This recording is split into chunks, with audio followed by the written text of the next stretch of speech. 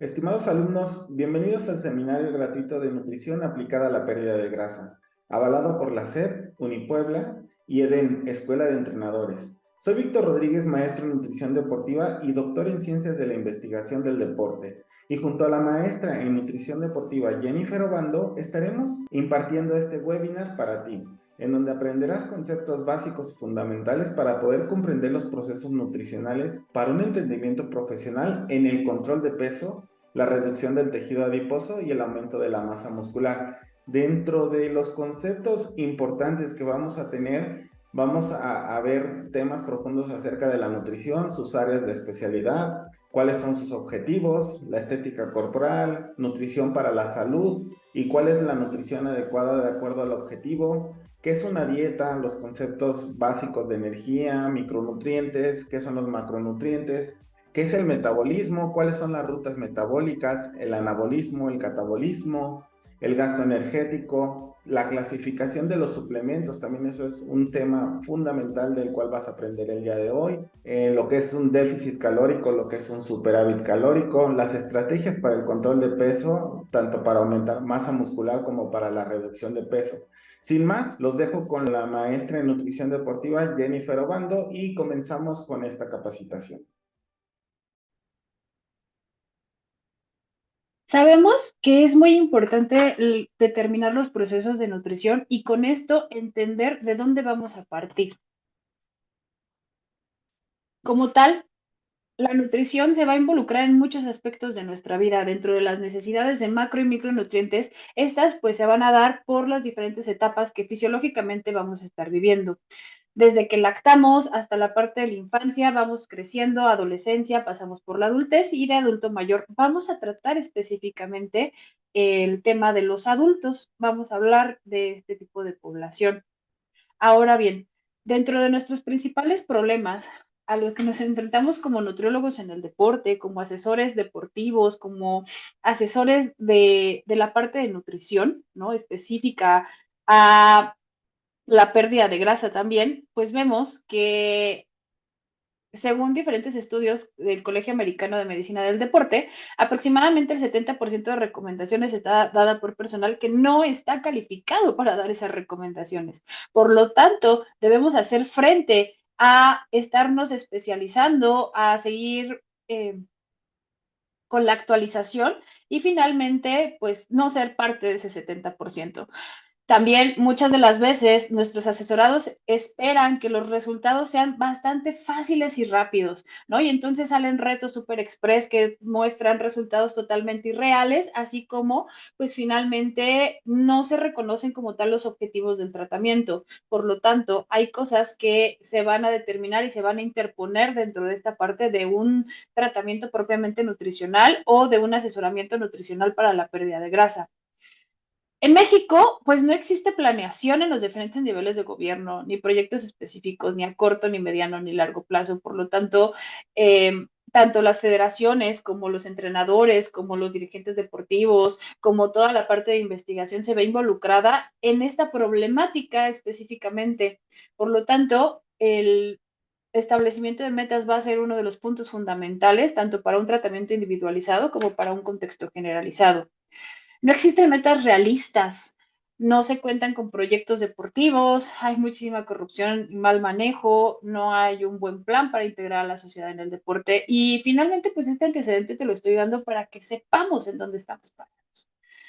Y porque darle relevancia a tener un profesional capacitado, pues bueno, en un contexto institucional en un contexto dentro de México, tenemos que la Secretaría de Salud y el Instituto Nacional de Salud Pública, junto con el Instituto Nacional de Estadísticas y Geografía, conocido como INEGI, pues hacen una encuesta cada cierto tiempo en donde tenemos o se reconoce como la ENSALUD. Esta ENSALUD tiene el objetivo de determinar el estado nutricional de la población mexicana. Dentro de estos encontramos un panorama bastante interesante, en donde nos hablan acerca del consumo de alimentos, el cómo están los derechohabientes de vacuna, de la actividad física, salud reproductiva, prácticas en alimentos, etiquetado de alimentos, entre otros factores que involucran la parte tanto de actividad física como de nutrición, como de aspectos de salud que se involucran en esta parte nutricional. Y vemos que en esta encuesta en el 2018, pues nos mostraba que un porcentaje de adultos mayores a 20 años viven con sobrepeso y viven con obesidad. Estamos hablando de un 75.2% en donde el sobrepeso y la obesidad van a estar muy a la par en cuanto a porcentajes. Cuando en el 2012, dentro de esa misma encuesta, encontramos un 71.3%. Por lo tanto, esto no está bajando, continúa y continúa incrementándose, lo cual pues nos lleva al punto anterior, ¿no? El personal no se está capacitando para algo que nos está quejando y que todavía está incrementando tanto su prevalencia como su incidencia. En otros aspectos, pues también tenemos otras consecuencias derivadas de la mala alimentación, como lo es la diabetes y también pues por la parte de la inactividad física, en donde también se ve reflejada dentro de esta misma encuesta, en donde pues del 2012 al 2018 vemos una comparativa del 9.2 hacia el 10.3% en la población general y ya dividida así entre hombres y mujeres. Esto, pues a final de cuentas, también nos trae complicaciones, ¿no? Complicaciones que tienen que ver con el estado de salud general y la calidad de vida de una persona. Por lo tanto, también vamos a tener enfermedades metabólicas que se relacionan como la hipertensión y pues esto va aumentando conforme va aumentando también la edad. Por lo tanto, es muy importante considerar todo este panorama. También tenemos el aumento en las hipertrigliceridemias, hipercolesterolemias, ¿no? Generadas también por parte de la alimentación, por la parte de la inactividad. Y bueno, también tenemos factores genéticos, sin embargo, pues estas correlaciones se ven muy asociadas a estos dos puntos anteriores. Siendo, pues también, ¿no?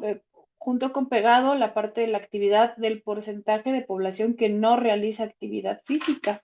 Entonces, en estos puntos vamos a ver muy relacionado, ¿no? Cómo la población hace menos de 150 minutos por semana y por lo tanto se pueden considerar una población totalmente sedentaria. Aquí vemos los porcentajes en relación a mujeres y hombres y lo que están realizando de manera general en minutos por semana, que equivalen a 2.5 horas, ¿no? Nuestros 150 minutos. Y así sabemos muy poca población está haciendo ejercicio y eso considerando a la parte de los adultos. Este contexto, ¿no? Nos entra ya a la parte de las generalidades que vamos a estar viendo para ver cómo vamos a tratar este problema. Como tal, nosotros identificamos a los nutrientes, pero tenemos nutrientes esenciales y por lo tanto también no esenciales. Vamos a hablar específicamente de los esenciales. Como tal, el cuerpo humano no puede asimilarlos más que por el ingreso de estos mismos. Por lo tanto, se tienen que ingerir en cantidades significativas. Esta ingesta adecuada o inadecuada o excesiva o deficiente nos va a causar enfermedades y estos nutrientes esenciales los conocemos dentro de este contexto como hidratos de carbono o carbohidratos, los lípidos o también denominados grasas, las proteínas, vitaminas, minerales y también está considerada la parte del agua. A través de estos, pues se van a derivar los no esenciales, ¿no? En donde, pues a partir de los macro y los micronutrientes se van a derivar otros. Por ejemplo, tenemos en las proteínas los aminoácidos no esenciales que son derivados de los esenciales. Y finalmente, ¿qué son los macronutrientes? Pues estos son aquellos que el cuerpo humano necesita en cantidades grandes, considerables y aparte de todo nos aportan energía. Sostienen como tal el crecimiento y desarrollo de tejidos corporales y estos siempre sus requerimientos se van a ver asociados en gramos. Como tal, los micronutrientes nos ayudan a tener todos estos procesos metabólicos que conllevan a los macronutrientes, por lo tanto, van a ayudar dentro de la parte metabólica para que se lleven estos procesos y su requerimiento generalmente es en miligramos o microgramos, por lo tanto se necesitan en cantidades un poquito menores a lo que son los macronutrientes. Dentro de esto, pues podemos identificar generalmente a las vitaminas y a los minerales. A las vitaminas las vamos a dividir en dos, en hidrosolubles por su solubilidad en agua y en liposolubles por su solubilidad en la parte de la grasa. Los minerales también vamos a tener a los principales y pues a las trazas o ultratrazas. Entonces, todos estos siempre van a tener una derivación muchísimo más pequeña. Por ejemplo, los hidratos de carbono divididos en fibras, azúcares y almidones, las grasas en tipos de grasas, ¿no? Como lo son las saturadas, insaturadas y poliinsaturadas, así como nuestras diferentes proteínas que se van a formar por cadenas de aminoácidos. Dentro de esto, vamos a ver cuáles son nuestras ingestas.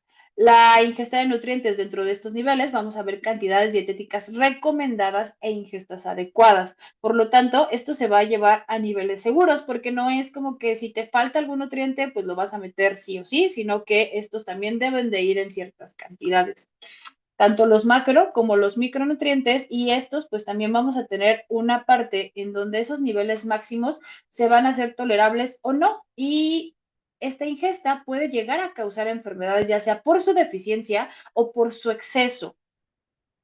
Y esto pues va a entrar en algo que se determina dentro de la parte de las rutas metabólicas. Como tal, esto se relaciona con todos los nutrientes y van a estar interactuando entre sí dentro de esta ruta metabólica. Este es un mapa general del metabolismo. Pero bueno, vamos a resumirlo un poquito más y vamos a ver cómo las proteínas, los polisacáridos que vienen de la parte de los carbohidratos y los lípidos van a derivar en la obtención de energía. Y esto, al final, pues nos va a dar como tal la energía necesaria para nosotros poder desarrollar nuestras actividades diarias.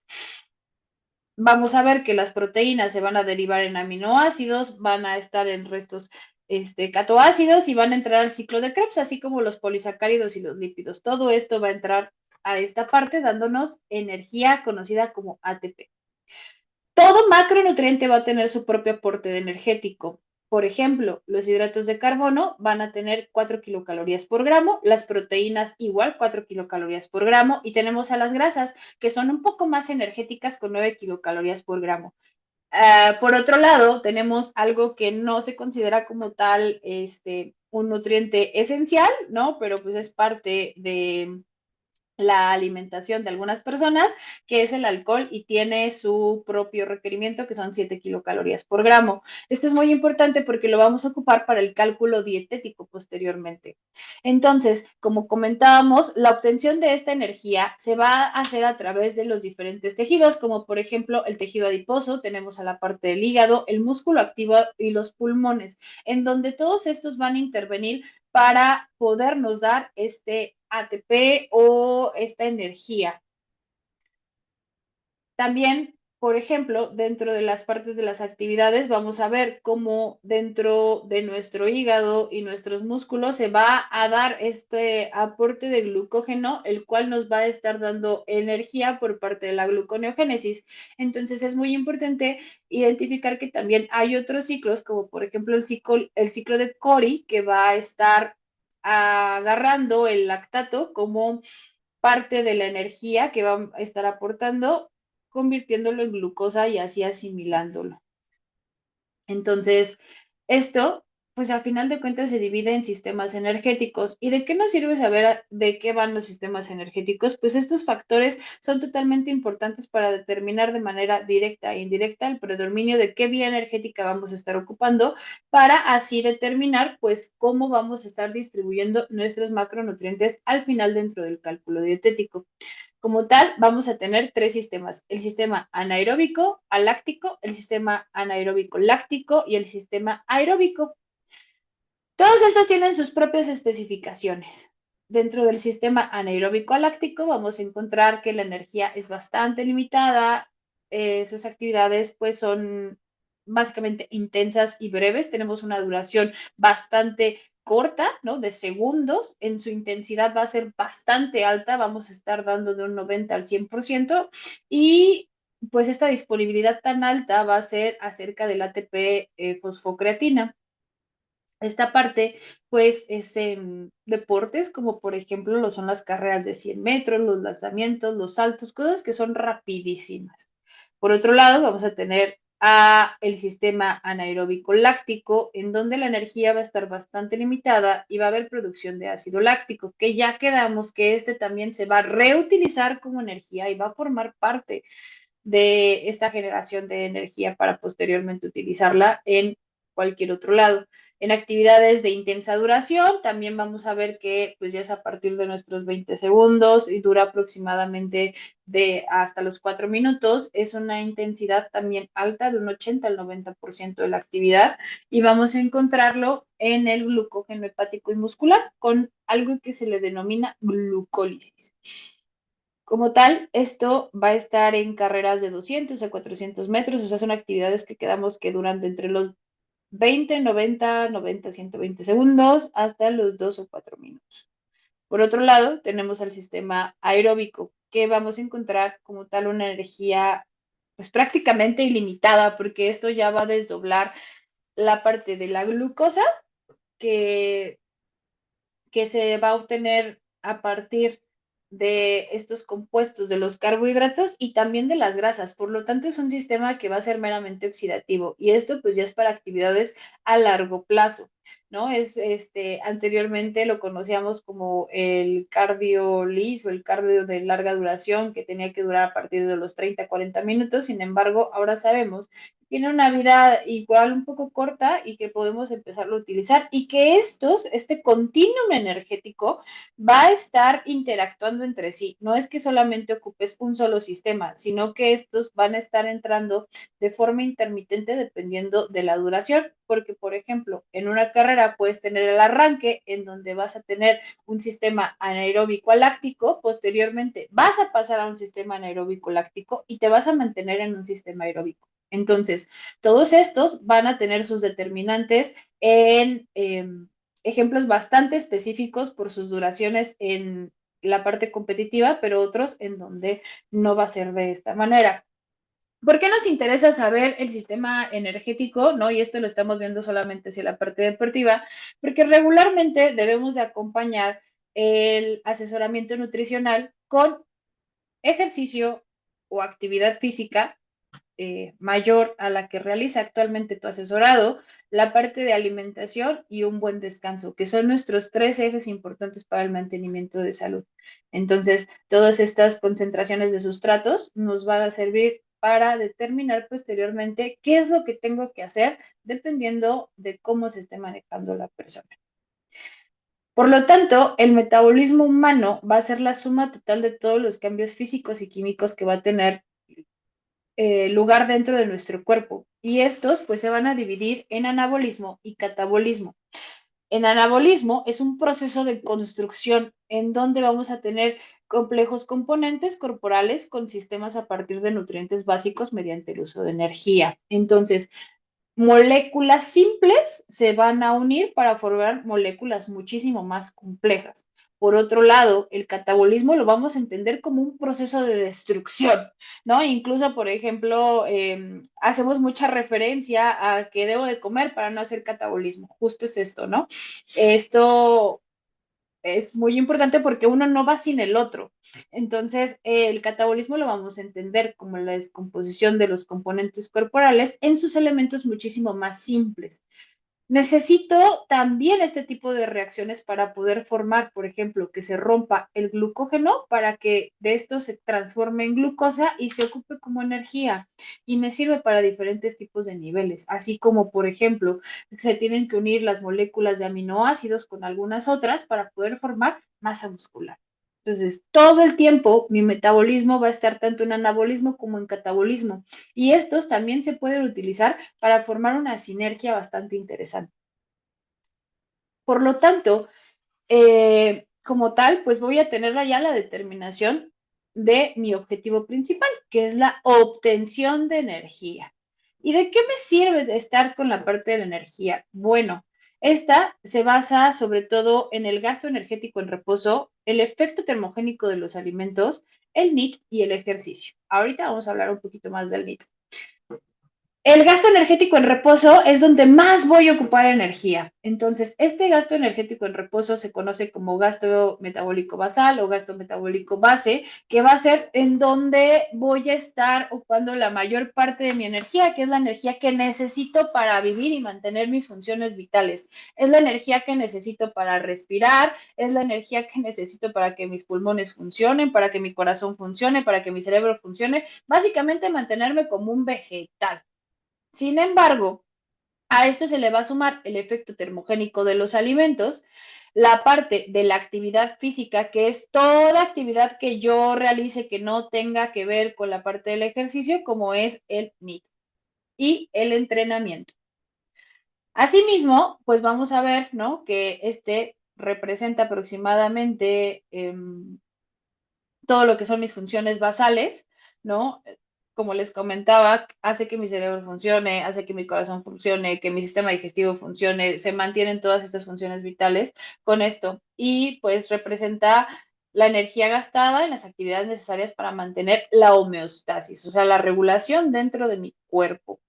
Y como tal, pues va a hacer una diferencia con el gasto energético basal del 10 al 20%, porque el reposo y el basal teóricamente son lo mismo, sin embargo, pues tienen esta diferenciación. Responde a procesos tanto celulares como tisulares y esto mantiene nuestra parte de la actividad fisiológica. ¿Cómo voy a medir esta tasa metabólica basal, base o en reposo? Pues bueno, puede medirse bajo dos contextos, que es la calorimetría indirecta y la calorimetría directa. Como tal, la calorimetría indirecta va a ser determinada por las diferencias entre las energías de los alimentos ingeridos y de los alimentos expresados. Esto expresado en kilocalorías. Y la calorimetría directa determinada por la cantidad total del calor producida por el organismo. Regularmente esta parte es como muy específica, ¿no? Y lo hacemos con un calorímetro. Pero, pues bueno, tenemos estos métodos indirectos que van a ser los más solicitados porque son los más sencillos de utilizar y también cabe destacar que son los más económicos, que es una fórmula de regresión o una fórmula de estimación de requerimiento energético.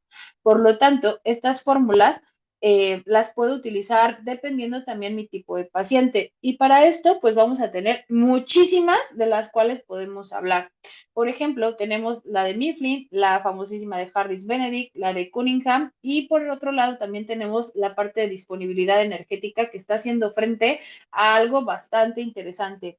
Que finalmente pues es lo que yo necesito para mantenerme vivo y se basa en la masa total de nuestro cuerpo. Entonces, todas estas las vamos a estar utilizando dependiendo del paciente y finalmente también vamos a estar ocupando o van a ser divididas más bien por el sexo, o sea, si son mujer u hombre, por la parte del peso en kilogramos y la estatura. Hay algunos que me van a pedir la masa libre de grasa, como lo es la ecuación de Cunningham.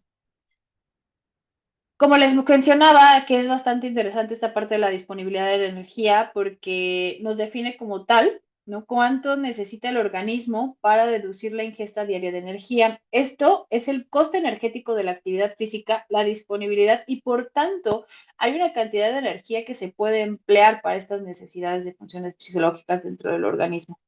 Esta va a ser la ingesta de energía menos el coste del entrenamiento en la parte de competición y la podemos utilizar muy bien para las personas que también realizan actividad física, tanto de ejercicio competitivo o no competitivo, o sea, el recreativo, y va a tener un umbral de energía dentro de las 30 calorías por masa magra, porque de repente nos vamos muy abajo con ese requerimiento energético y es muy importante también sostener nuestras funciones vitales para que la persona no pierda masa muscular y pierda porcentaje de grasa, que es lo que nos interesa dentro de un proceso de recomposición corporal.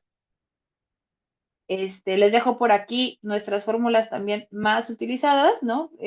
Dentro de esta parte que puede ser Mifflin y St. George, que es muy ocupada para las personas que viven con sobrepeso y obesidad, y para atletas tanto recreativos como competitivos tenemos Kachmagad y Cunningham.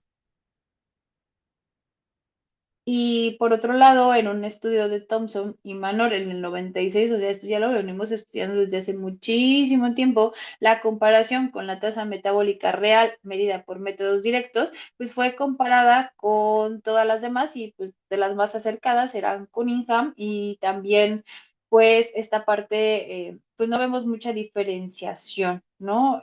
Sobre todo pues en la utilización de estas fórmulas. Ahora bien, pasando al siguiente punto con el efecto termogénico de los alimentos, o también conocido como ETA, vamos a ver que es la energía que yo necesito para absorber, para transformar, para almacenar y metabolizar la comida que yo estoy ingiriendo. Esto pues va a ser determinado dependiendo de cada macronutriente, porque cada macronutriente tiene su porcentaje de este efecto termogénico de los alimentos. Por ejemplo, las proteínas van del 25 al 30%, los hidratos de carbono del 10 al 15% y los lípidos. Sin embargo, podemos tomarlo en consideración de forma general como un 10% para todos estos macronutrientes, porque pues el rango es bastante amplio entre uno y otro y tendría que ser muy específico a la persona por lo que está pasando o por lo que no está pasando. Y esto involucra dos componentes que son la termogénesis. Y estos son conocidos como la termogénesis facultativa, que representa el gasto en el exceso de energía y a su vez está regulado por el sistema nervioso simpático. Y por el otro lado tenemos a la termogénesis obligatoria, que es una cantidad de energía necesaria para digerir, absorber y metabolizar todos estos nutrimentos. Y estábamos hablando anteriormente del metabolismo. Por lo tanto, esto se conoce también vulgarmente como la parte metabólica, incluyendo la síntesis y almacenamiento de macronutrientes. Ahora bien, estábamos hablando de la termogénesis de la actividad que no está realizada por el ejercicio, o también conocida como TANE, y vamos a dividirla en 4 factores de los más importantes. Esto va a ser totalmente dependiente del nivel de actividad física de la persona, en donde va a ser identificado por categorías de sedentario o personas poco activas, moderadamente activas y muy activas. Esto debemos de considerarlo adicional a las actividades de entrenamiento que se realicen. Por ejemplo, una persona sedentaria, pues prácticamente muchos o el mayor rango de las personas van a caer en esto, ¿no? Porque pueden hacer una hora de entrenamiento bastante extenuante, pero ¿qué están haciendo las otras 23 horas? ¿No? O sea, regularmente son trabajos en computadora o que están muchísimo tiempo sentados, por lo tanto, lo vamos a dividir en coeficientes para hombres y para mujeres sumados a este gasto energético en reposo.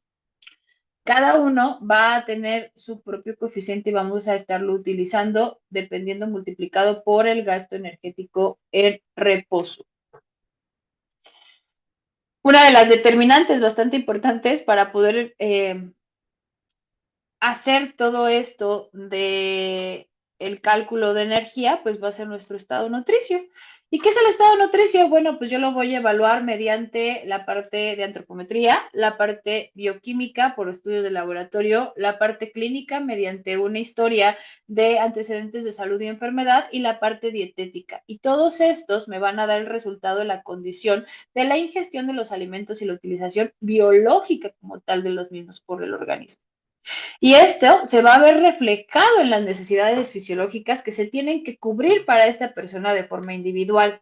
Por lo tanto, va a haber dos aspectos importantes. El primero, acerca del consumo de los alimentos actuales, incluyendo cuáles hábitos está teniendo ahorita para saber qué es lo que tengo que modificar, el ambiente que lo rodea, o sea, qué zona geográfica, religión, acceso a los alimentos, todo esto importa porque de repente pues puede ser que tenga más acceso a productos de origen animal o no, a productos pues con muchísima más calidad o no. Entonces todo esto tiene que ver con el ambiente también que va a rodear a mi persona y por lo tanto a qué tiene acceso o no dentro de los alimentos. Y es importante pues ver el pasado más lejano posible para conocer este estado actual. Regularmente el asesorado llega, ¿no? Y nos dice así como de, ya cambié algunas cosas, no te habla de su actualidad, entonces hay que irnos un poquito más atrás. Y por el otro lado, nuestro segundo aspecto son las necesidades de nutrimentos del individuo, tanto la ingestión o consumo y su gasto o necesidades para determinar cuando estas dos están en equilibrio, se puede considerar que está dentro de una buena nutrición. Por otro lado, cuando una persona se encuentra en malnutrición es cuando esto no está equilibrado ni su gasto ni su ingesta.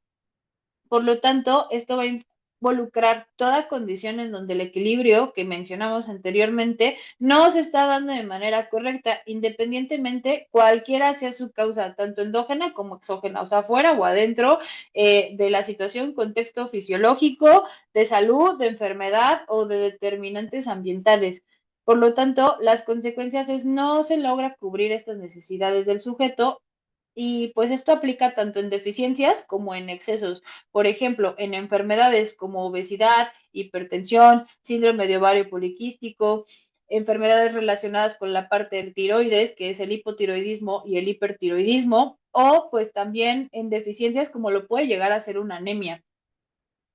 Y esta mala nutrición va a tener también dos orígenes, un origen primario y un origen secundario. El origen primario va a ser aquella que se presenta en una ingestión insuficiente o excesiva del alimento y por ende de nutrimento. Por lo tanto, va a estar representado específicamente por la dieta. Que dicho sea de paso, ¿no? Nosotros entendemos que la dieta, por determinación de bibliografía, ¿no? Es todo lo que nosotros comemos en un periodo de 24 horas. Por lo tanto, todos en esta vida tenemos una dieta.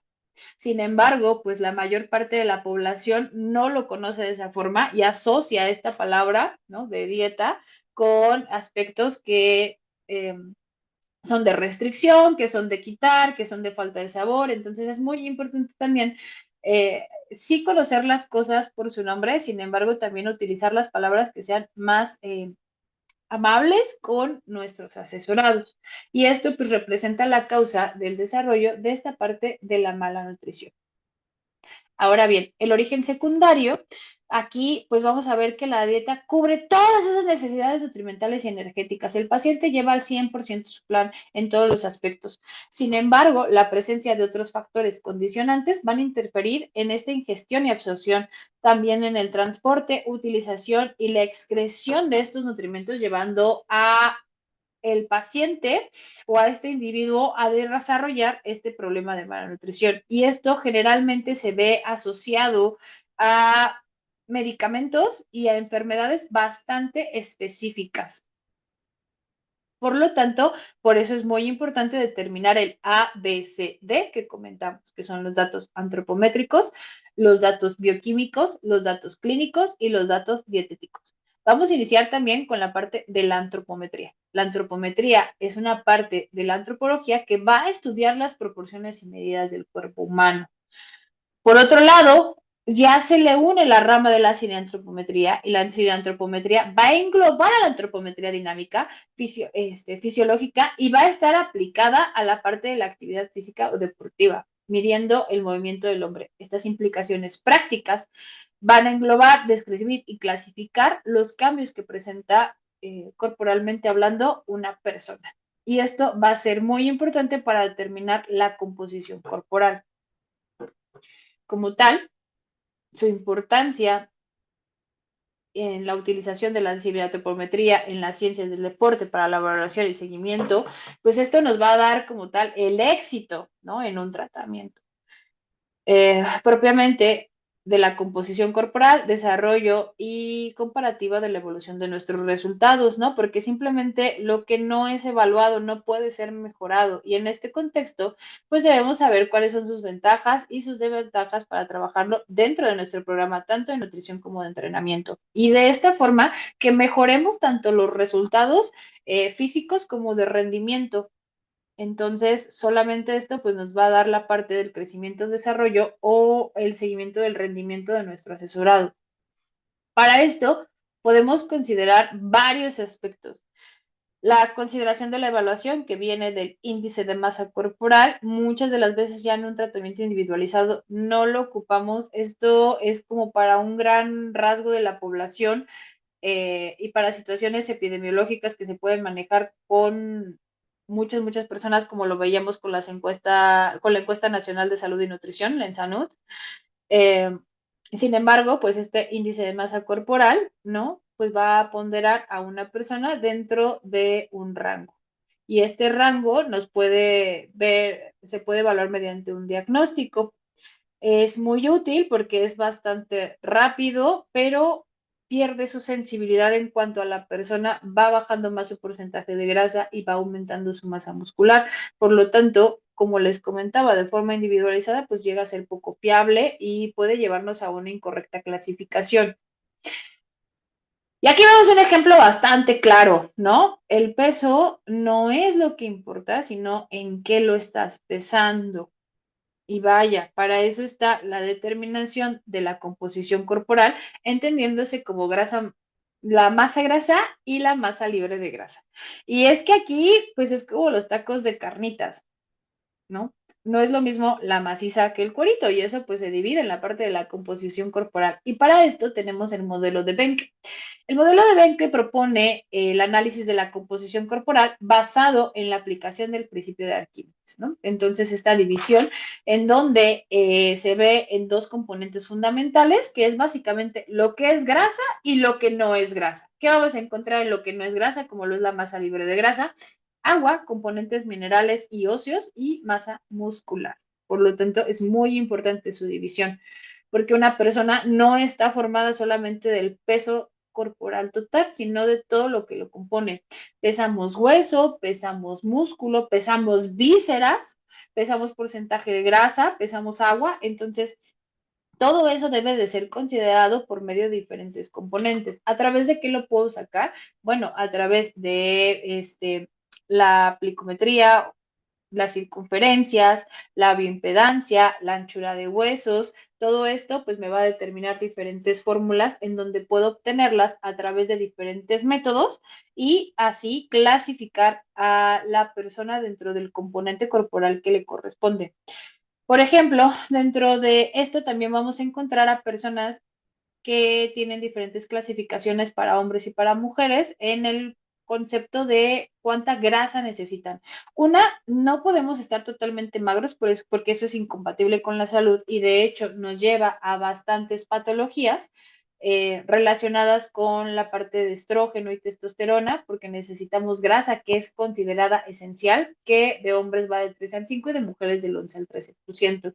Fuera de eso, pues se considera ya patológico. Hay personas que llegan a esos grados bajo una competencia y bajo periodos bastante específicos, pero eso es para ya casos bastante extremos.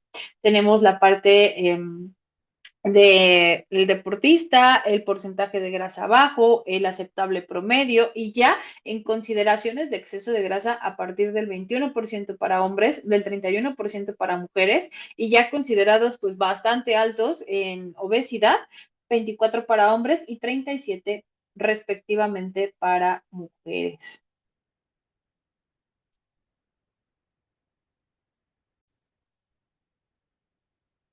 Y ahora bien, ya hablamos como tal acerca de nuestros componentes y determinantes, ya vimos los antecedentes que nos aquejan y finalmente el cómo podemos ir integrando esta fórmula, estas divisiones y ahora es cómo lo trato, cómo lo trabajo, cómo voy a estar en concordancia para perder porcentaje de grasa o para tener esta pérdida de grasa mediante una restricción energética. Nosotros tenemos a la clasificación del tipo de dietas hipoenergéticas o de déficit calórico en muy bajas en energía y bajas en energía. Debemos de tener estas consideraciones para no generar un problema metabólico a largo plazo. Las dietas muy bajas en energía van a ser aquellas que nos aporten entre 500 y 800 calorías al día.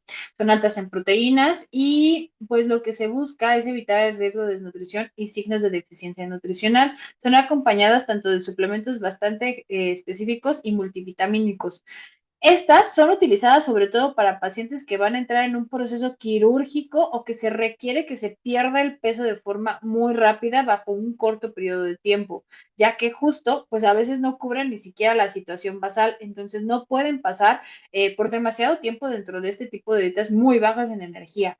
Las dietas bajas en energía van a ser más sostenibles a largo plazo y estas pues van a aportar entre 1000 y 1500 calorías por día, o incluso solamente se va a ir el déficit a el gasto energético total de la persona. Como tal, vamos a ver implicados varios aspectos de el cómo puedo llegar a perder peso en porcentaje de grasa, y para esto tenemos diferentes tipos de metodologías, como lo es la low carb o la baja en carbohidratos, la dieta famosísima cetogénica, que no es más que bajar un poco más los carbohidratos, la dieta paleo, la baja en grasas, el ayuno intermitente como estrategia, y bueno, mil y un cosas más que se pueden ir representadas en déficit calórico. Entonces, que la estrategia que tú elijas para tu asesorado tiene que ser individualizada, porque ¿por qué no le funciona a uno la misma estrategia que el otro? Porque no todos pueden entrar dentro de la misma estrategia. Por ejemplo, una persona que tiene que hacer rigurosamente 5 comidas por día, pues no va a poder entrar en un ayuno intermitente, porque le va a costar muchísimo trabajo. Entonces, puede entrar, por ejemplo, en un esquema tal vez en donde puedas bajar más los hidratos de carbono y meterlo a un low carb. Entonces, no es que estén mal este tipo de estrategias, es que no son para todos, y sí es muy importante que se evalúe cada una de estas situaciones de forma individualizada. Generalmente, pues lo que vamos a ver, tanto para subir como para bajar peso, buscando la parte de la recomposición corporal, pues es que es un esquema de las calorías que ingresan y las calorías que nosotros gastamos. Menos o más energía de la que necesito para mantener mi peso actual, hablando del porcentaje de grasa de masa muscular. Y para esto, anteriormente ya vimos las consideraciones que debo de tener, como lo es el gasto energético en reposo, la actividad física de la persona, el objetivo de la persona, y de esto pues ya me voy a ir basando para hacer ya sea el déficit o el superávit. En este caso muy específico vamos a hablar del déficit calórico. Para este cálculo dietético, pues necesito el cálculo dietético inicial determinando el requerimiento energético por medio de las fórmulas que anteriormente vimos, y puedes escoger la que tú quieras. Te recomiendo mucho que si vas iniciando, pues te apegues a una sola y ya de ahí determines dependiendo de tu asesorado. Se saca el porcentaje del valor energético total. Después vamos a calcular el equivalente sacando el porcentaje de adecuación y posteriormente la distribución de nuestros equivalentes. Esto al final pues nos va a dar el resultado en la entrega de lo que nosotros le vamos a traducir a nuestros asesorados, que es el menú, ¿no? Propiamente no es como que le digamos, te vas a comer 130 gramos de carbohidratos, te vas a comer 120 gramos de proteínas, sino que le vamos a dar un menú establecido, ya sea por equivalencias, por alimentos. También esa estrategia va a depender de el cómo estés manejando tus propios eh, elementos, ¿no? Dentro de esta parte de asesoría. Ahora bien, tenemos que determinar el requerimiento de macronutrientes, el famosísimo 50, 30, 20% de estos macronutrientes, ¿no? Sin embargo, pues no es tan sencillo como parece en cuanto a una distribución por porcentajes, sino que pues debemos de tener en consideración el cálculo de acuerdo a las condiciones de cada uno de nuestros asesorados. Por ejemplo, tenemos recomendaciones por porcentaje y tenemos recomendaciones por gramo por kilogramo de peso por día. Entonces, estas recomendaciones promedio van de proteína del 12 al 15, 25 a 30 en lípidos e hidratos de carbono del 50 al 60%. Ya siendo muchísimo más específicos, rompiendo a veces un poco la parte del porcentaje de adecuación que se tiene tanto a las proteínas, lípidos y de los hidratos de carbono, pues van a ser ya por peso de 2.5 a 5 gramos, ¿no? O sea, puedo pasar por 2.6, 3, 4, dependiendo de cuántos gramos quiera considerar. Del punto 8, que son consideraciones ya bastante para patologías, ¿no? Se recomienda no bajar de 1 gramo por kilogramo de peso en proteína para cualquier persona, sobre todo hablando de un proceso de pérdida de grasa. Nos podemos ir hasta los 2 gramos, ¿no? Que estas son pues condiciones normales, por llamarlo de alguna manera, y los lípidos de 0.5 a 3 gramos, que también son muy importantes en el mantenimiento de nuestra salud. Ahora bien, en esta tabla podemos observar como también vamos a ver la parte del mantenimiento de las funciones fisiológicas y bioquímicas. Esto en cantidades, considerando los tipos de alimentación o esquemas de alimentación que veíamos anteriormente, por ejemplo, 0.5 gramos o menos por kilogramo, por gramos por kilogramo al día, me va a dar un catabolismo proteico severo, la pérdida del rendimiento y salud severa, y esto pues entra sobre todo en dietas cetogénicas, que no son recomendables para personas que hacen actividades extenuantes en la parte de pues del entrenamiento, ¿no? Como tal. Esto es hablando de necesidades de hidratos de carbono. También tenemos el catabolismo proteico moderado con las muy bajas en carbohidratos, el catabolismo proteico leve en dietas bajas en carbohidratos y así hasta llegar a donde necesitamos bastantes carbohidratos por la parte de la utilización en deportes de muy larga duración. También tenemos las necesidades de hidratos de carbono perientrenamiento, o sea, alrededor de todo nuestro entrenamiento, que es el pre, intra y post-entrenamiento. Y esto va a depender del tipo de entrenamiento y de lo que se busque. Te sugiero mucho que si tu asesorado está buscando la pérdida de grasa, que generalmente va hacia el déficit calórico, pues no consideres, a menos de que también busques rendimiento, el meter la parte de carga de carbos en el entrenamiento, ¿no? Porque justo puede funcionar como un déficit adicional. Ahora bien, esto pues se puede ver en los que sí lo requieren porque tienen una actividad totalmente competitiva dependiendo de su duración. Si esta es breve, si esta es sostenida, sobre todo en alta intensidad, y cómo podemos utilizarla durante el ejercicio de resistencia, incluyendo deportes con paradas y reinicios, como lo, por ejemplo, puede ser un partido de fútbol, ¿no? En duración de ejercicios de ultra resistencia ya para nuestros maratonistas.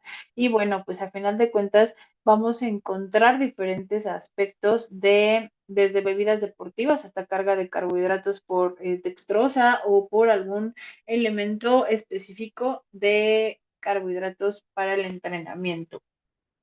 Por otro lado, también tengo la necesidad de la fibra. Existen pues dos fórmulas de donde lo puedo sacar, que es 1 gramo por cada 75 kilocalorías ingeridas, o también lo puedo hacer por fibra total al día por peso, o sea que es el peso total de un paciente por 0.5.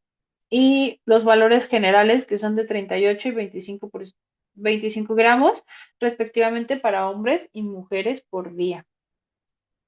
Y vienen las famosísimas proteínas, en donde vemos que el 0.8 me va a dar un catabolismo proteico severo, ¿no? Esto pues finalmente también se usa en condiciones patológicas y pues para una persona activa o para una persona sedentaria vamos a ir arriba del gramo por kilogramo de peso y es muy importante mantenerlo. Ya podemos llegar al 2.5, 2.8. Se ha visto en varios estudios que a partir de 3, pues solamente funciona si se tienen ayudas eh, ergogénicas que no son meramente naturales, sino vamos a ver en este espacio. Las necesidades de lípidos también van a ser bastante importantes porque estas van a mantener las funciones fisiológicas y bioquímicas dentro de nuestro organismo.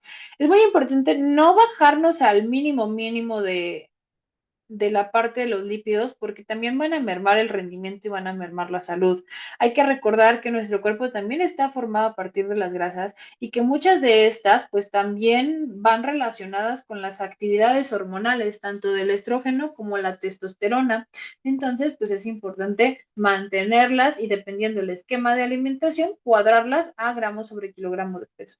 Entonces, todo va a ir de acuerdo a un valor energético total durante el día. Ese requerimiento que ya habíamos visto de la parte del gasto energético total que se va a estar sumando, ¿no? Pues va a ser dividido en estos, en proteínas, carbohidratos y grasas que al inicio mencionábamos que son nuestros macronutrientes energéticos.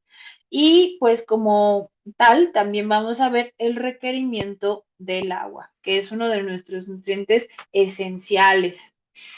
El agua, pues es un componente mayoritario que constituye del 60 al 70% de nuestro peso corporal total para una persona adulta. Es un nutriente esencial que no es energético, pero es indispensable para el mantenimiento y la reproducción de la vida. Muchas de las veces en este vamos a encontrar otro micronutriente que son los minerales, conocidos como electrolitos. Estas necesidades orgánicas del agua van a depender del peso corporal, de la actividad y la condición fisiológica de cada uno de nuestras personas. Bueno, se puede dividir entre hombres y mujeres. Como tal, pues el hombre posee un poco más de agua por la parte de la relación del porcentaje de masa muscular, que es muchísimo mayor en hombres que en mujeres, y las personas delgadas poseen también una mayor cantidad de agua en comparación a la persona que vive con obesidad. Esto es muy importante recordar porque también cuando hacemos la medición de bioimpedancia, el agua va a tener esta determinante. Por lo tanto, pues es más fácil que el porcentaje de grasa se vea un poco confuso dentro de esta parte de la obtención del agua, ¿no? Entonces hay que tomar en cuenta la hidratación de los pacientes cuando hacemos bioimpedancia. Las funciones del transporte corporal de nutrientes, desechos, como tal, va a haber medición de reacciones químicas por la parte del agua, va a ser solvente de vitaminas, minerales, como lo vimos, vitaminas hidrosolubles, aminoácidos y glucosa también. Funciona como lubricante, amortiguador, ¿no? Necesitamos para nuestras lágrimas, para la saliva, para la regulación de la temperatura como tal por el sudor. Entonces es súper vital para nuestra supervivencia. Y bueno, el agua corporal va a estar compartimentalizada a través de los líquidos corporales y esta va a ser dividida en la parte localizada dentro de las células o también conocido como líquido intracelular y el líquido extracelular. El líquido intracelular va a constituir aproximadamente el 55% de nuestro peso corporal total y el líquido extracelular va a constituir aproximadamente un 45%. Entonces es muy importante tomar en consideración la hidratación de una persona. El líquido intracelular va a estar dividido en dos partes, el agua libre y el agua ligada. El agua libre la vamos a conocer como un medio dispersante del sistema coloidal del protoplasma, como el agua de los tejidos y los líquidos corporales, y el agua ligada, que va a representar un 4 o 5%, que es el restante, y va a estar dentro de nuestras estructuras. Entonces, en este sentido, pues vamos a ver que las personas no es como que tal que puedas medir qué cantidad exacta de agua tengas, sino que va a ser un aproximado. Y pues este va a tener un control orgánico del balance hídrico. Dentro de la ingesta, vamos a tener representaciones de que nos falta agua por parte de la sed, ¿no?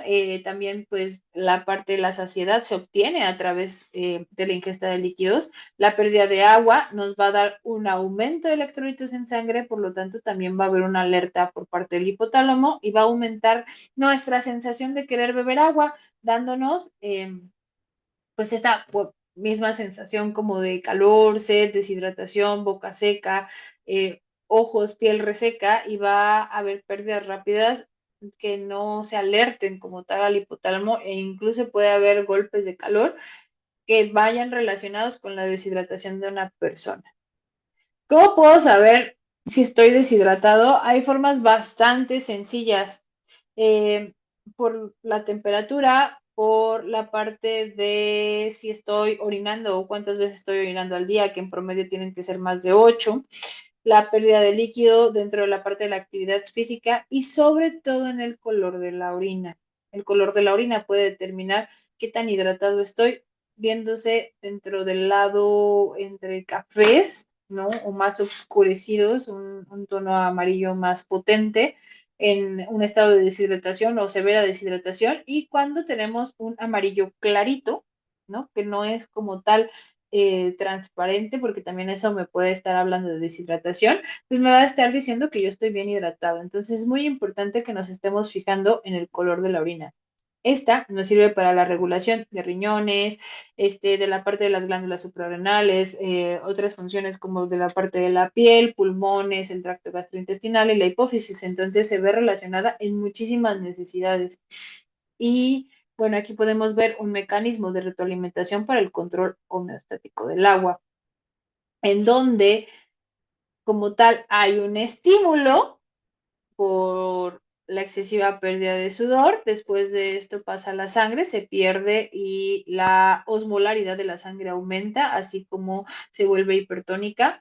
Por eso es muy importante que dentro de las actividades o dentro de las sensaciones de calor nos mantengamos hidratados. Pasa al hipotálamo, en donde vamos a ver una mayor detección de la osmolaridad de la sangre y va a responder a la activación de la glándula pituitaria, en donde esta va a estimular a su vez al hipotálamo y va a liberar la hormona antidiurética como tal a la sangre, dando una señalización a los riñones, y estos pues van a tener una mayor absorción de agua, por eso vemos como poca cantidad de orina. También, pues esto a su vez va a generar que dentro de la sangre se vuelva a reabsorber en la parte de los riñones y se tenga un volumen y un mantenimiento del agua corporal total en el organismo. Por lo tanto, el volumen del plasma, la osmolaridad, la viscosidad van a tener relación con los aspectos fisiológicos, ¿no? De la deshidratación, y pues puede generar daños cardíacos y aumento de la temperatura interna. Como tal, pues el control de este balance hídrico orgánico lo vamos a ver a través de la hormona antidiurética. Vamos a ver que necesitamos esa absorción, reabsorción renal, ¿no? Para que no exista deficiencia, y pues esto va a depender también de la temperatura, de la humedad, de la actividad, de todo lo que estemos viviendo de una forma externa, y también si se tiene alguna fisiopatología, como lo puede ser la diarrea o el vómito. Se excreta por parte de la respiración, la transpiración, la orina y las heces. Y bueno, ¿cuánta agua necesito? Así como lo vimos en las proteínas, en los hidratos de carbono y en los lípidos, el agua también puede ir por mililitro al día, ya sea por peso o de forma generalizada por mililitro por kilocaloría ingerida. Entonces, lo puedo hacer en determinante al peso corporal, peso en kilogramos por sumando 35 mililitros por cada kilo, o 1 mililitro por cada kilocaloría ingerida o gastada. Esto pues también depende mucho de la persona, y esto es para el agua que requieres durante el día. El agua de la actividad física será adicional a este requerimiento. Y bueno, ahora bien, lo que veremos va de un ejercicio para que aprendas a sacar el requerimiento energético, así como poder hacer la distribución, y entonces ya considerando toda esta parte, hacerlo en un menú. Agradezco muchísimo tu atención y espero que sigas aprendiendo.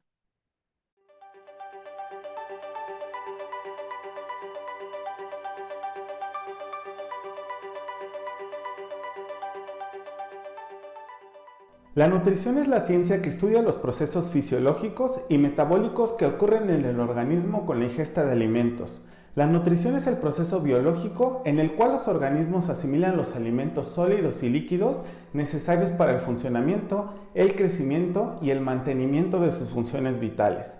La nutrición también es el estudio de la relación que existe entre los alimentos, la salud y especialmente en la determinación de una dieta equilibrada con base en la pirámide alimenticia.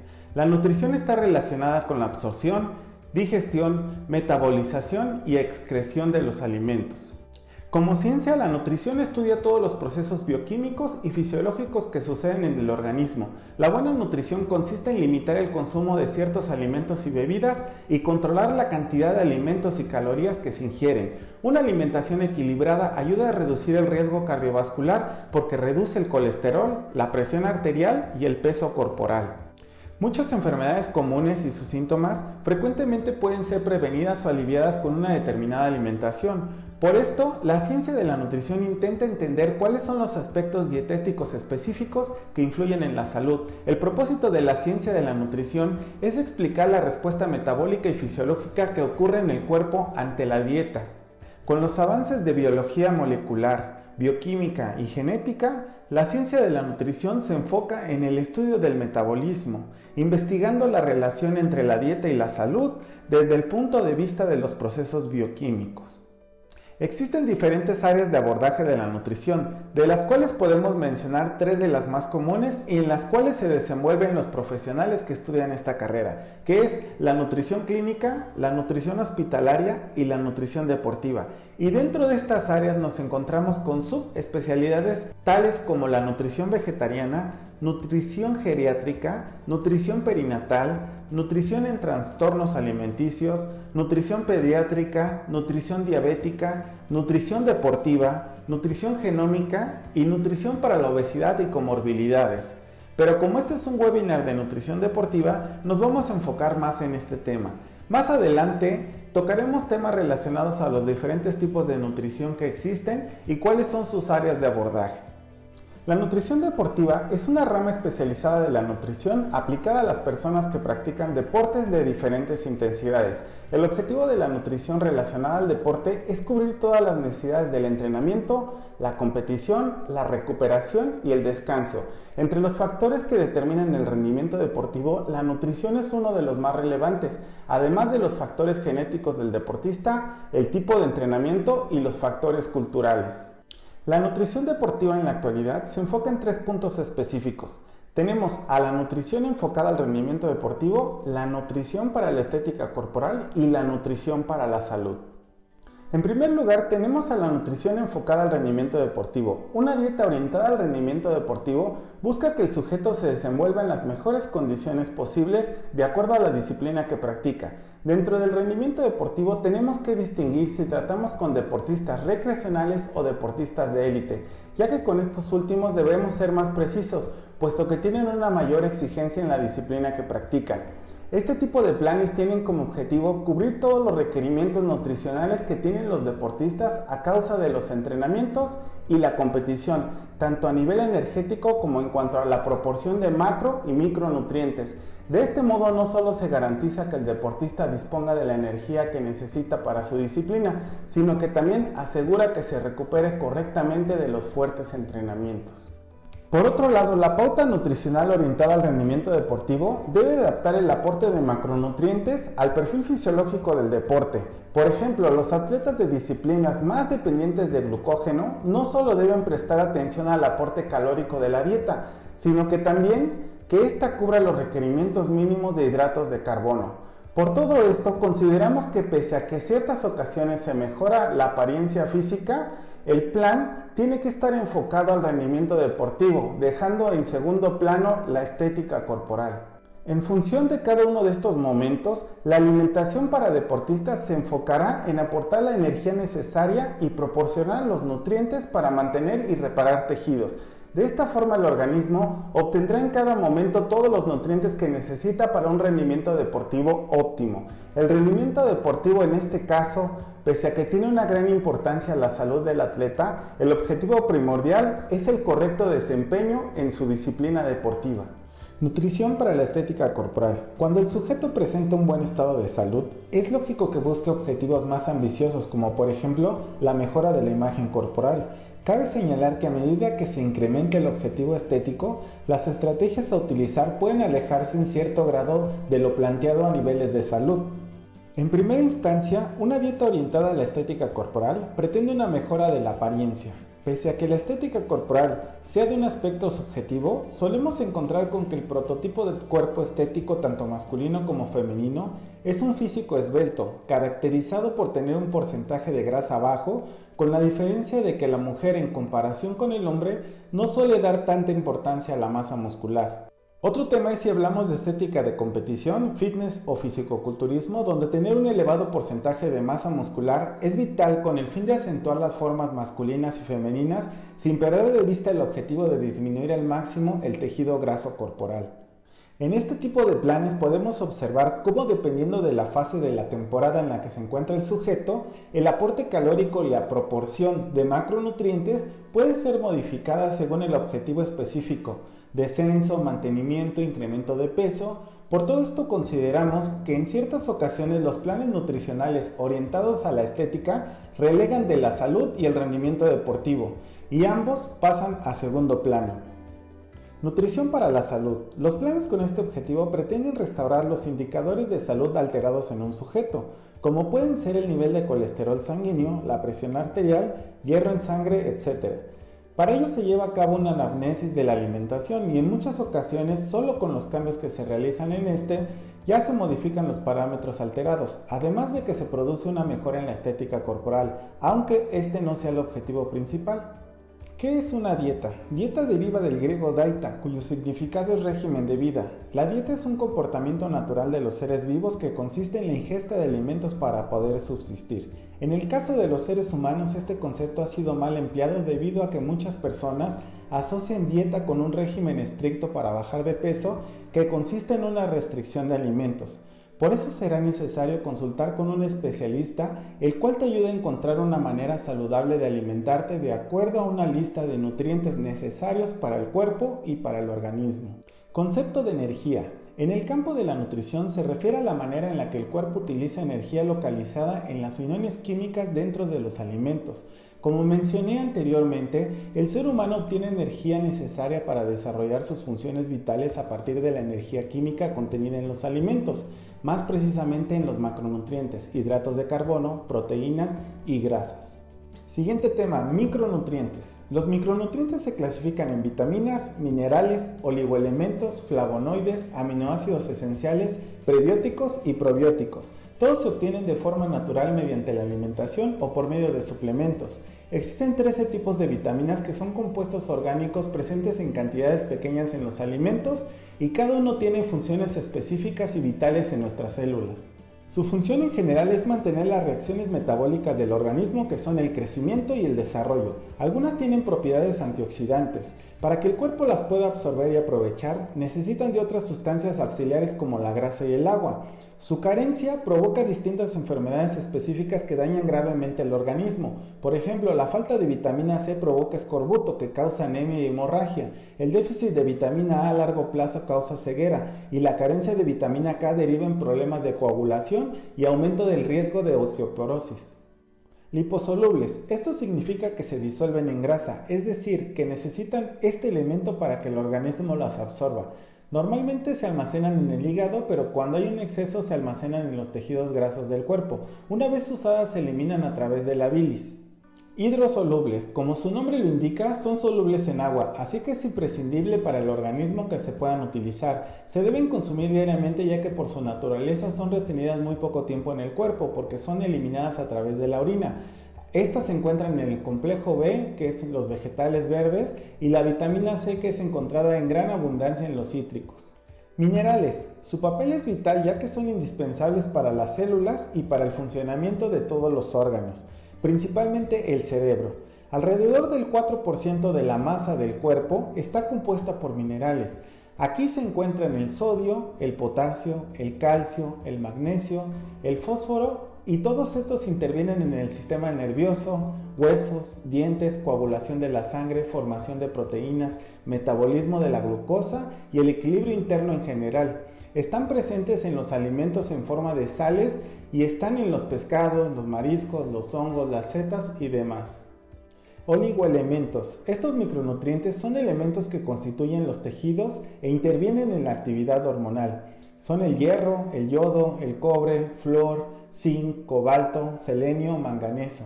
Forman parte de los tejidos del hígado, cerebro, riñones y corazón. Intervienen en la función tiroidea, el metabolismo de las proteínas, ácido nucleico y estimulan la actividad de aproximadamente 100 enzimas. Todos los micronutrientes se obtienen a través de la alimentación. Una dieta variada que contenga la mayor cantidad de ingredientes naturales son la fórmula para obtenerlos. Los encontramos en los cereales, los frutos secos, el huevo, los lácteos, las hortalizas y el ajo.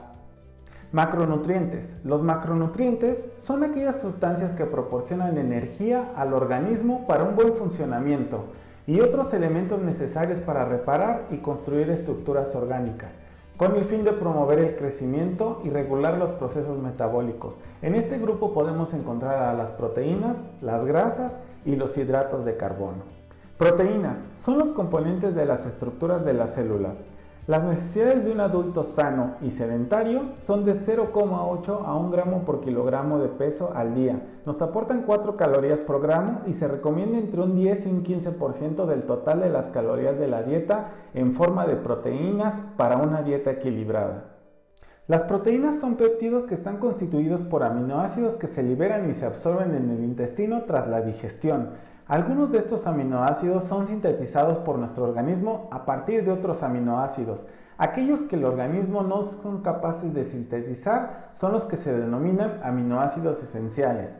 Tenemos el triptófano, la lisina, la metionina, trionina, fenilalanina, leucina, isoleucina, valina. Y tenemos un noveno que es la histidina, la cual es esencial en el crecimiento de lactantes.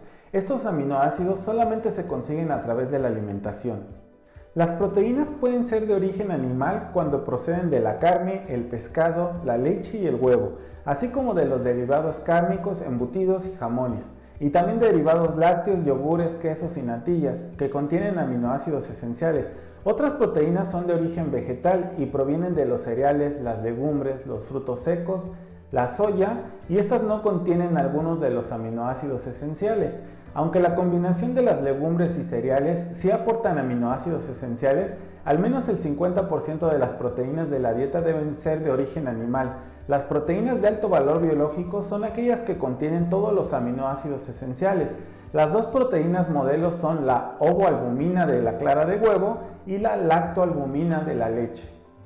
Grasas son el nutriente energético por excelencia. Este grupo está formado por los triglicéridos, los fosfolípidos y el colesterol.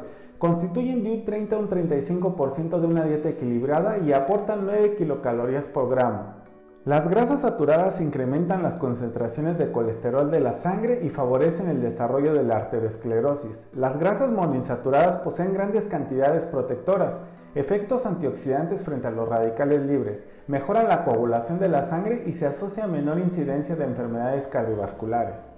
El colesterol es una grasa que se encuentra exclusivamente en los alimentos de origen animal. El exceso de colesterol en la dieta conlleva, al igual que los ácidos grasos saturados, a un aumento del colesterol LDL, con un elevado riesgo cardiovascular, que en definitiva se convierte en una mala compañía para las personas con diabetes.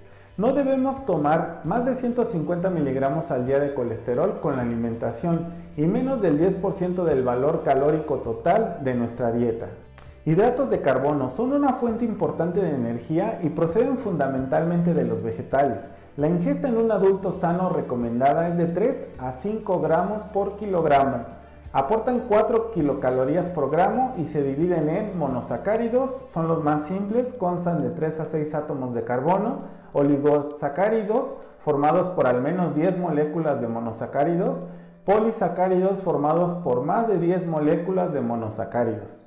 Los monosacáridos y los oligosacáridos se absorben rápidamente en el intestino. Los disacáridos más conocidos son la sacarosa, que es el azúcar común que se obtiene de la caña de azúcar, la lactosa en el azúcar de la leche y la maltosa que procede del almidón. Los polisacáridos se absorben más lentamente en el intestino.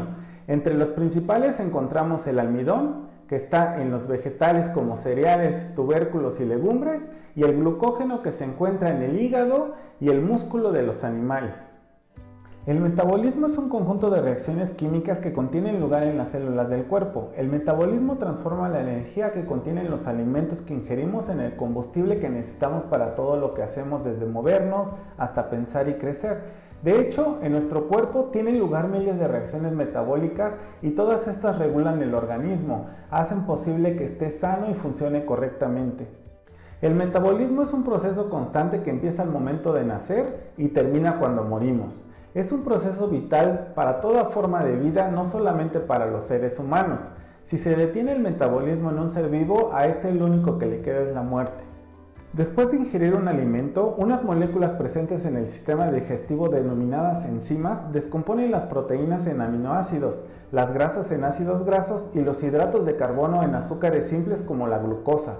Aparte del azúcar, el cuerpo puede utilizar tanto los aminoácidos como los ácidos grasos como fuentes de energía cuando el cuerpo lo necesita. Estos compuestos son absorbidos por la sangre, que es la encargada de transportarlo a las células. Una vez en el interior de la célula, intervienen otras enzimas para acelerar y regular las reacciones químicas necesarias para metabolizar estos compuestos. El anabolismo o metabolismo constructivo consiste fundamentalmente en fabricar y almacenar. Contribuye en el crecimiento de células nuevas, el mantenimiento de los tejidos corporales y el almacenamiento de energía nueva para utilizarse más adelante. En el anabolismo, moléculas pequeñas se transforman en moléculas grandes de hidratos de carbono, proteínas y grasas. El catabolismo o metabolismo destructivo es el proceso que produce la energía necesaria para toda la actividad que tiene lugar en las células. Las células descomponen moléculas grandes de hidratos de carbono, proteínas y grasas para liberar energía. Esto proporciona combustible para el anabolismo, calienta el cuerpo y permite que los músculos se contraigan y que el cuerpo se mueva. En el organismo, la división del metabolismo en anabolismo y catabolismo no se da por separado en el espacio, sino que las células se encuentran siempre en el proceso constante de autodestrucción y autorregulación que se va incrementando con la actividad física. En las disciplinas deportivas de corta duración, la nutrición se realiza generalmente una vez finalizada la actividad durante las horas siguientes. En cambio, en los deportes de larga duración también hay que contemplar el aporte de carbohidratos durante la actividad para prolongar al máximo las reservas de glucógeno y retrasar o minimizar la degradación muscular para la obtención de energía.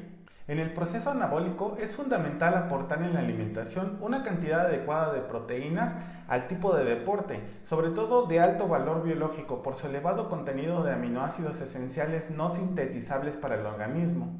Durante la actividad física, el organismo va a transformar las distintas macromoléculas, grasas, proteínas y carbohidratos en otras más pequeñas para la obtención de energía. El objetivo de los entrenamientos es optimizar este proceso y conseguir progresivamente una mejor adaptación al tipo de ejercicio que estamos practicando. Llegando a este punto es fácil deducir que tras el catabolismo provocado por el esfuerzo, las células trabajan en compensar este efecto iniciando un proceso anabólico. Pero para que este proceso anabólico sea eficaz tras el esfuerzo, es indispensable suministrar al organismo los nutrientes necesarios para que las células realicen su función, poniendo especial atención en los primeros 30-45 minutos tras la finalización del ejercicio, donde se produce una gran cantidad de enzimática para resintetizar ese glucógeno durante la llamada ventana anabólica.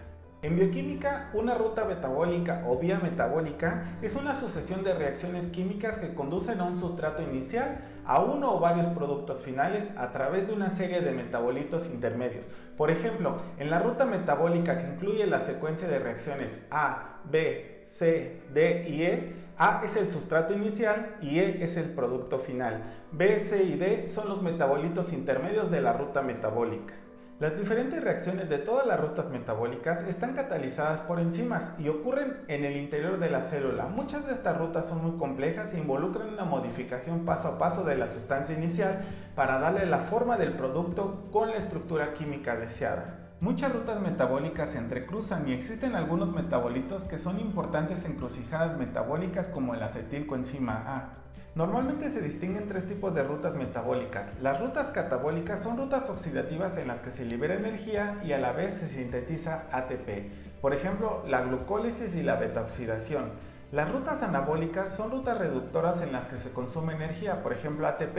En este podemos también poner como ejemplo la gluconeogénesis. Tenemos las rutas anfibólicas, que son rutas mixtas anabólicas y catabólicas, como el ciclo de Krebs, que genera energía y son precursores para la biosíntesis. El gasto energético total representa toda la energía que el organismo consume. Está constituido por la suma del gasto energético basal, la termogénesis endógena y la actividad física. La Organización Mundial de la Salud define el gasto energético total como el nivel de energía necesario para mantener el equilibrio entre el consumo y el gasto energético. El gasto energético basal es la pérdida de calor o la fracción del gasto de energía total que se requiere para mantener los procesos vitales del cuerpo, como el metabolismo celular, la síntesis de proteína y el equilibrio de iones, además de las actividades cardiovascular, respiratoria, digestiva, endocrina y la necesidad del mantenimiento de la temperatura corporal.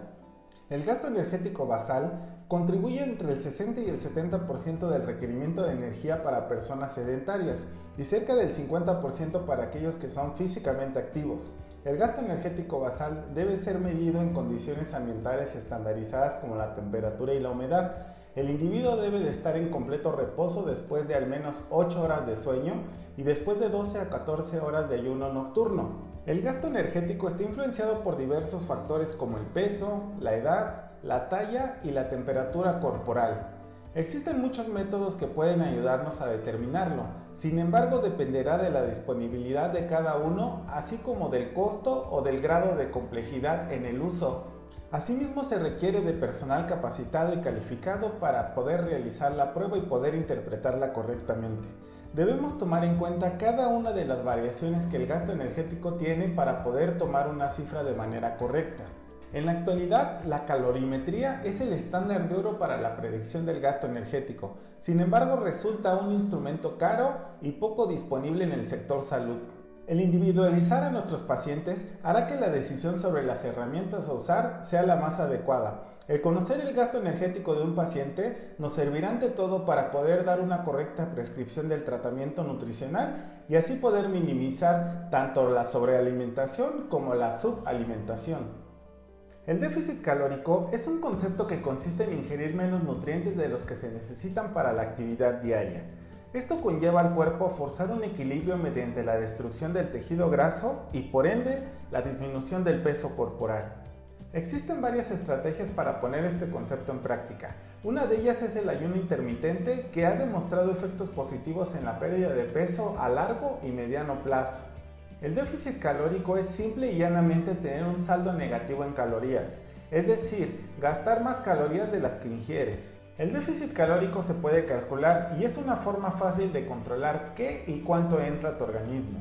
Existen 3 riesgos fundamentales a la hora de aplicar un déficit calórico. El primero y el principal es la baja de energía extrema. Piensa un poco lo que le estás haciendo a tu cuerpo con el déficit calórico. Le estás pidiendo que trabaje prácticamente el doble y obtenga energía de una forma más laboriosa. Si te sientes cansado, tienes que descansar. Tu cuerpo te lo está pidiendo, así que haz un déficit calórico, pero también dale un pequeño respiro a tu cuerpo. Otro de los puntos importantes es el debilitamiento del sistema inmune. Esto es algo bastante común en atletas de alto rendimiento por cuestiones de entrenamientos exigentes, es decir, aplicar dietas hipocalóricas aplicadas en altura, por ejemplo, la falta de oxígeno y la falta de calorías. En este caso, tu sistema inmune se ve resentido, por lo que debes tener precaución al aplicar un déficit calórico en esta situación. Reducir tu masa muscular. Es un error bastante común hacer déficit calórico muy agresivo, lo cual promueve la pérdida de peso, pero también promueve la pérdida de masa muscular. Muy bien, pasamos a la clasificación de los suplementos. Es cierto que cada vez se crean y se investigan más suplementos y alimentos deportivos, pero antes de comprar estos productos, el reconocido Instituto Australiano del Deporte recomienda hacernos 3 preguntas importantes antes de gastar y perder nuestro dinero. ¿El suplemento es seguro? ¿El suplemento está permitido en el deporte? ¿Hay evidencia científica de que funcione? Este mismo instituto ha proporcionado un marco de suplementos con el que se puede dar a conocer de modo más accesible y fácil la respuesta a la tercera pregunta. ¿Cuenta con suficiente evidencia científica? A partir del sistema de clasificación A, B, C y D, que clasifica en 4 grupos a los suplementos y alimentos deportivos según su evidencia científica. Pasamos al siguiente punto de cuál es la mejor dieta. Una buena dieta no solo contribuye a la pérdida de peso. Si hablamos de bienestar en general, es conveniente saber que la alimentación debe ser variada y completa desde el punto de vista nutricional. Es difícil seguir todas las tendencias que giran en torno a la dieta, con palabras como paleo y ayuno intermitente, pero ¿esto ocurre solo porque es una moda? ¿O existe alguna evidencia de que estas dietas realmente funcionen? La ciencia ha comprobado que el ayuno intermitente es la dieta más sostenible. El 54% de las personas que seguían ayunando 2 veces por semana después de un año perdieron peso y demostraron una disminución real de la presión arterial. Y bien, si lo tuyo no es ayunar, la dieta mediterránea también es una opción inteligente para aquellos que buscan mantener un peso sano. Esta dieta cuenta con la tasa de adherencia más elevada, un 57% para las personas que la siguieron, perdieron peso corporal, redujeron su presión arterial y también sus niveles de azúcar en sangre. Esta forma de comer se basa en la cocina tradicional de los países que bordean el mar Mediterráneo, lo que significa que es alta en vegetales, alta en frutas, granos enteros, legumbres, nueces, semillas y aceite de oliva. Ahora bien, otro estudio reveló que la dieta paleo contaba con la menor cifra de adherencia, con solo 3 personas que continuaban siguiendo esa dieta. Además contaba con la pérdida de peso mínima y tampoco contaba con mejoras en la presión sanguínea ni en los niveles de azúcar en sangre. Hay que tener ojo con ese tipo de dietas. Si bien estas son las dietas de mayor aceptación en la población, debemos considerar que la mayor dieta será la que mejor adherencia vaya creando en las personas al momento de realizar un plan nutricional. Bien amigos, y con este tema damos por concluido nuestro webinar de hoy, esperando lo hayas disfrutado. No olvides suscribirte en todas nuestras redes sociales, darle like a nuestros videos, porque más adelante vamos a estar compartiendo más capacitaciones de este tipo para que te ayude a tu formación. Sin más, eso es todo por el momento, esperando que pases un gran día. Nos vemos pronto.